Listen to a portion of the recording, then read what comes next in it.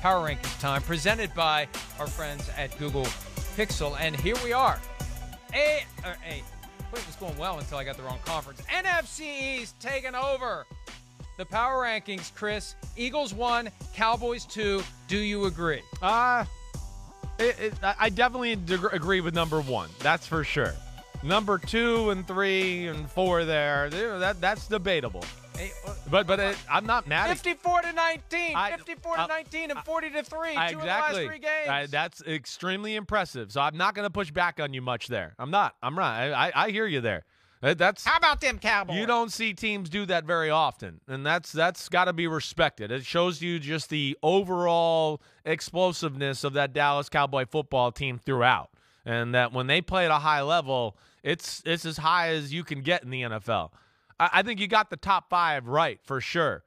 You know, I love that. I'd probably put the Bengals in front of your Vikings football team, but either way, I got you there. 10-2, 8-4. I know. 10-2, I know. 8-4. That's hard, right? And same with the Dolphins. You know, with that record as well. I will say with the Dolphins, you know, they to me, even in the losing effort last week, they're every bit in the class of the 49ers. Tua played horrible. That's really the bottom line. Tua left more yards and points on the board than any quarterback I've seen in any game the whole year. So but isn't that relevant? Well, isn't that relevant? It is. To the team it if makes the quarterback plays horribly. Agreed. It makes you wonder. You know, when things got a little fast and they took away some of the easy stuff. Yeah, can he do it? That's a question for sure. But the team itself is, you know, in that combo. But yeah, Mike. I mean, the cool thing is, I feel like this is the first week we're getting into. We kind of know those top 7 or 8 teams they're in a different class than the rest of the top 8 are in a different class, in my opinion, than the other 24, at least as of right now, and kind of established themselves, to me, as the real upper class of the NFL. And then you got a bunch of other guys kind of fighting in there to get into that club. And, you know, you mentioned the Dolphins at 8. They did lose to the Bengals, and they did lose to the Vikings. Now, they didn't have Tua for those games. Tua exited that Thursday night game against Cincinnati in Week 4, and the Vikings beat Skylar Thompson and Teddy Bridgewater a little bit later. But regardless, full body of work. I think that's fair for the Dolphins. And they fell 4 spots after losing decisively to the San Francisco 49ers, who had a rookie quarterback take over for Jimmy G, and they still weren't able to outscore San Francisco. The thing about, and we're going to be talking about this later in the week as we do our picks, but the Vikings at 6. Can we look at the next page?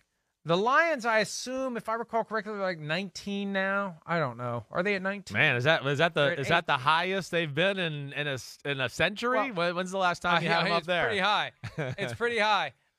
They're favored by 2.5 points over Minnesota. Figure that one out. Yeah.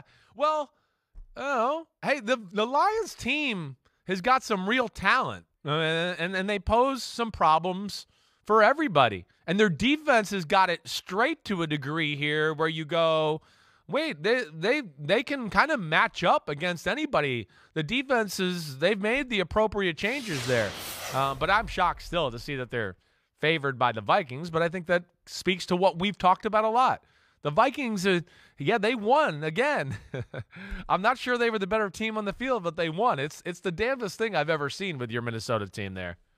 It's unbelievable. And the Vikings were up 20-3. Yeah. Every time the Vikings get themselves in position to have an easy third quarter, fourth quarter, you just feel it. You can feel it coming through the wall of monitors of all the games we're watching. Here it comes, here it goes, and surely they can't find a way again to hold on and win. And they do. The only way to beat them is to blow them out. The Cowboys did it. The Eagles did it.